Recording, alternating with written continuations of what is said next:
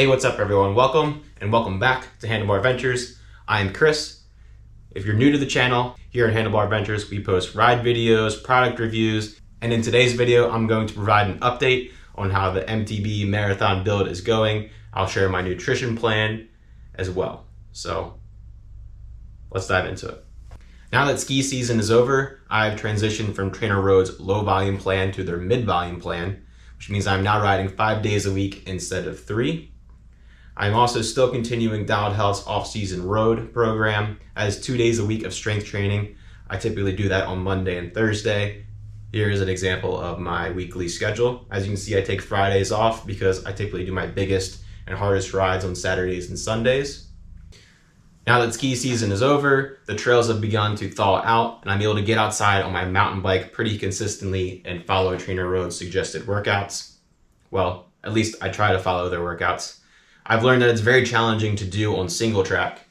You're really subjected to the terrain. I try to choose the terrain based on the workout as best I can, and it's really, really hard to stay in Trainer Road's prescribed wattage levels during your intervals.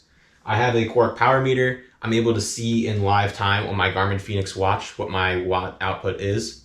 I'm able to follow the workouts through the watch, but what really ends up happening is during the intervals, I just go hard, and then during the rest period, I just go easy.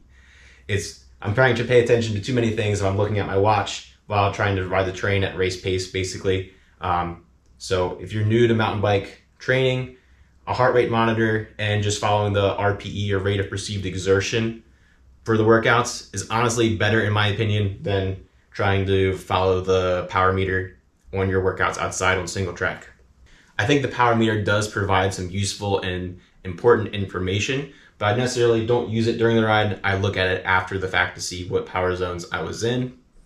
It's actually been really cool to see the power that you have to put out to make it up some of the climbs around here in Maryland, which is not necessarily known for its mountains, but we do have some very steep and punchy climbs in our rolling hill terrain. To make up some climbs, I'm pushing 800 watts just to make it up, not to fall over. So as I said, it's hard to stay in the correct zones, and the power meter is basically useless for the workouts, but it's good to review the data after the fact. Trainer Road has this cool new feature or function now where it will adjust your rest days and recovery days and workouts based on your training stress. I think it's really cool that they're implementing this. If you go over your prescribed workout, it suggests an easier day or a rest day, depending on what your TSS or training load has been. I do feel like it overestimates the training load for mountain biking because you're constantly in those anaerobic states to make it up the steep climbs or just to traverse over obstacles and terrain. Maybe I'm just actually tired and Trainer Road's correct. I don't know. But that is a cool new feature. I think they might have some bugs to work out in regards to mountain biking, but it's been helpful for me so far. All right, now I'll share with you my new FTP from the past month. I did a lot of travel. I did several ski trips, vacations, things like that. So my training was rather inconsistent. I did what I could to hit my key workouts during the week leading up to my travel. But nonetheless, my new FTP is 234 watts. This is an increase from 224 of 4.5%. I'm happy with this considering the inconsistencies like I had mentioned in all the travel during this past month. I think my FTP will increase pretty significantly here that I've moved to the mid-volume plan. I'm doing more outdoor rides and just in general more time on the bike. I will be continuing to share with you my updates on FTP as I progress in my training, but that's where I'm at now, is 234 watts. My body measurements have not changed necessarily over the past month. I'll put them right here so that you can see. But in general, everything is basically the same as last month, which is good and bad. I've been trying to lose a little bit of weight and lean out, but I feel like I'm also gaining muscle at the same time. So perhaps my weight is just balancing out. And like I said, a lot of vacation and travel over the past month. So not necessarily the best and strictest diet. Speaking of diet, let's dive into my nutrition. This was requested in the comments section of my previous video. So I'm gonna share with you what I typically eat. I think my diet is a pretty standard, healthy diet.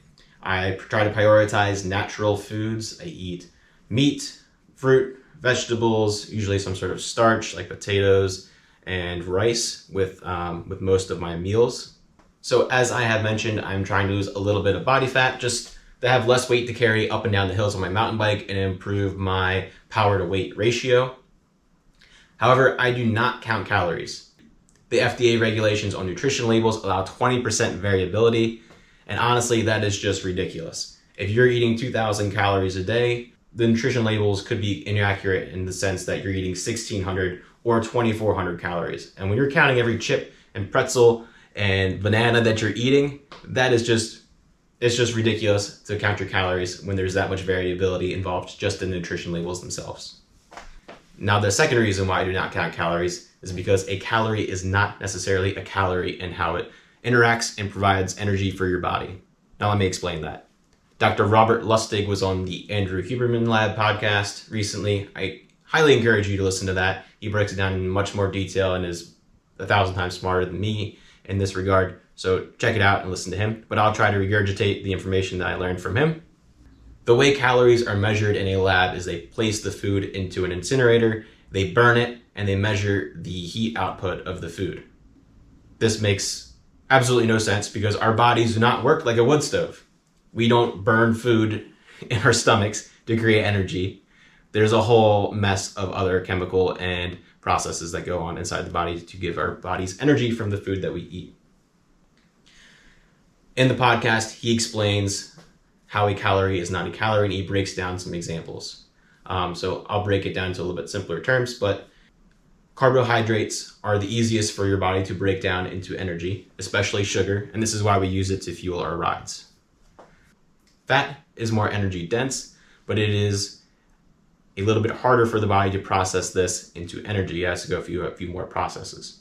An example that he gives is fat paired with fiber, like an almond. If you eat 160 calories of almonds, only 130 goes into energy for your body, and the other 30 goes to the processes involved in converting that to energy and feeding your microbiome. Protein requires the most processing by your body to be used as energy. Dr. Robert Lustig gives an example of a steak that is 1,000 calories, and roughly only 800 of that would become energy for your body. I know, I was shocked by this too, which just goes to prove that nobody's ever gotten fat from a diet of steak and butter. Let that one sink in for a little bit. So that explains why I don't count calories. If counting calories works for you, just to kind of keep track of the things that you're putting into your body, then go for it. But for me, there's too much variability involved in the nutrition labels and in what a calorie is being processed by your body. It's not necessarily a calorie. So I do not count calories. I eat until I feel as though I am satisfied, and I move on and do something else. I don't take the time to enter it into a log. That's what works for me. Find out what works for you. All right, let's dive into a little bit more detail. I'll share exactly what I eat during a typical day. So in this example, I'll be doing my morning workout at 6 a.m. before I get started with the rest of my day. What I will do is I will wake up and I'll drink a cup of coffee and I'll eat a Cliff Bar before the ride. Allow it maybe 15-20 minutes or so to sort of digest before I begin the workout. And during the workout, I will use Infinite Nutrition, either their Speed Blend or Custom Blend. I use the Custom Blend typically on my early morning workouts because I have put caffeine into the formula, which helps me to power through the workout in those early morning hours. And it requires me to drink a bit less coffee leading up to the workout so that I'm not already overheated and filling myself up full of coffee, even though I love coffee. Any other sort of formula or gels would work the same. Just basically need a sugar source of you basically need a source of carbohydrates and sugar to fuel your workouts. After the workout, I'll eat my main breakfast. I have the same thing for breakfast every single day, pretty much. I have 3 large pasture-raised eggs, 2 pieces of sourdough toast with butter on it. I get the organic bakery fresh sourdough bread. I do not get Pepperidge Farms or any of the other generic brands that have a bunch of added ingredients that you don't want. The real sourdough tastes better and is better for you, so I suggest that. And then I also have a smoothie with breakfast. That smoothie consists of half of a frozen banana, strawberries or blueberries, whatever I'm in the mood for, milk, vanilla protein powder, vanilla Greek yogurt, and I mix all that up together, and it's delicious. Cannot recommend that enough. After breakfast, I will have lunch, like most people.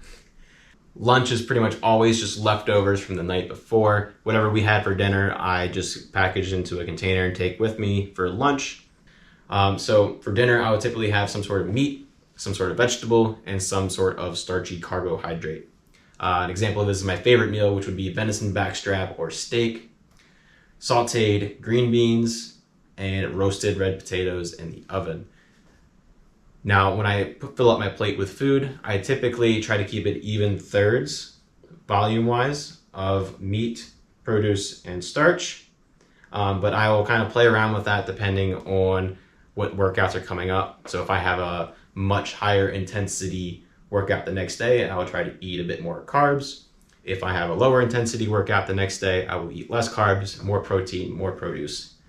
So I try to balance out my plate based on what the demands of the next day are for the workout. Now, if at the end of the night after dinner I'm still hungry, or I feel like I haven't met my protein goals, I will have a protein shake before bed with some type of fruit, usually strawberries. It's my favorite, with a chocolate protein shake. I'll just have that right before I go to bed, or as I'm watching TV, kind of chilling out at the end of the night. All right, now let's get into the fun stuff. Alcohol. I don't regularly drink alcohol. I don't have a beer at the end of every night, but I'm definitely not going to shy away from having a beer or with my friends, or a cocktail with dinner. I just know that if I have more than a few, it's going to impact my performance the next day and make me feel like crap. So I generally don't drink alcohol throughout the week. And if I do, it's just on a special occasion. I'm getting together with friends, or if I just am out for dinner and want to have a drink with dinner.